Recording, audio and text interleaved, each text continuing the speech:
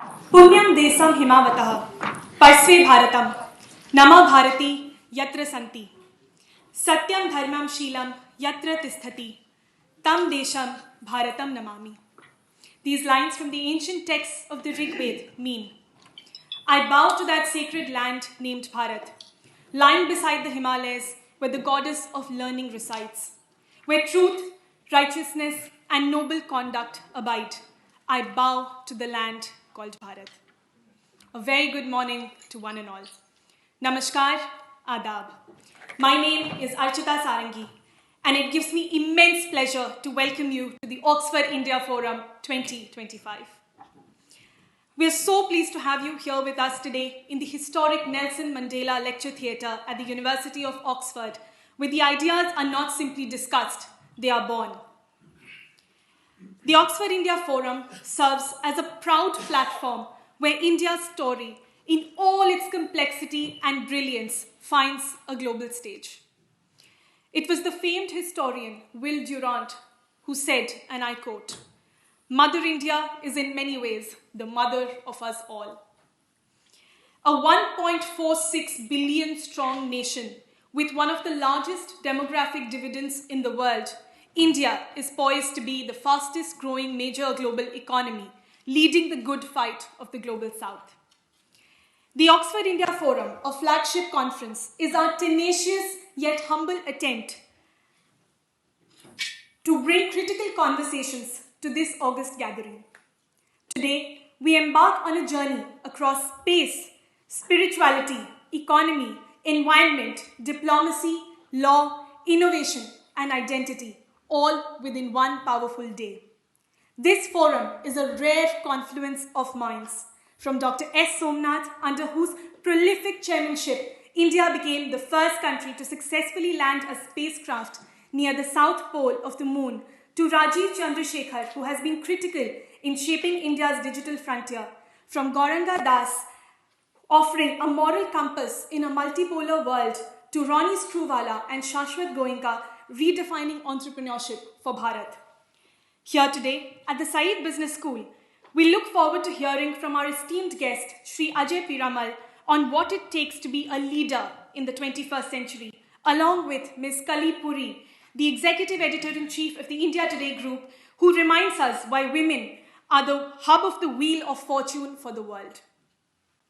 As we begin today with Why Stop at the Moon and close with AI as India's strategic moment, let us recognize that what unites these sessions is not just ambition, it is purpose. This forum is not just a conference. It is a canvas of India's past glories, present aspirations, and future responsibilities. Over 40 speakers, 15 sessions, and 12 hours of reflection will help us grapple with one fundamental question.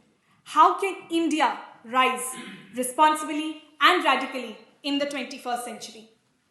We are grateful to every speaker and delegate who has traveled to be with us. We are especially grateful to the Confederation of Indian Industry, CII, for enlivening our forum with their presence.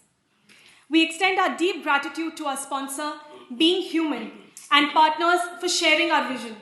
And most of all, I personally extend my thanks to our student team, which has worked tirelessly for months with dedication and devotion. You've not just built an event, you've built a bridge between India and the world. As we look around this room, filled with scholars, diplomats, entrepreneurs, journalists, policymakers, and students, let us remember that we are not here to agree. We are here to imagine, to challenge, to build. So I urge you, ask the difficult questions, share original ideas, and carry forward the spirit of this forum beyond these walls. Because India is not waiting to arrive. India is already shaping the arrival of the world's future. On behalf of the entire Oxford India Forum team, I welcome you with folded hands and open hearts. Let the conversations begin. Jai Hind.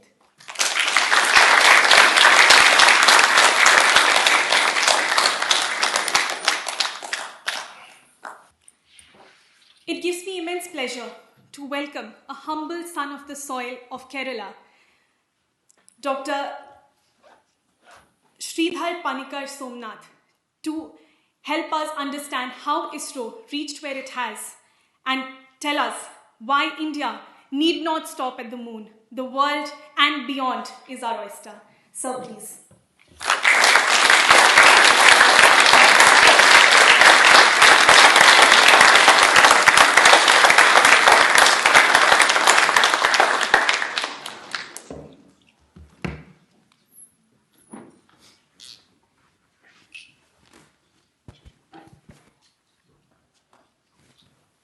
It's on the screen.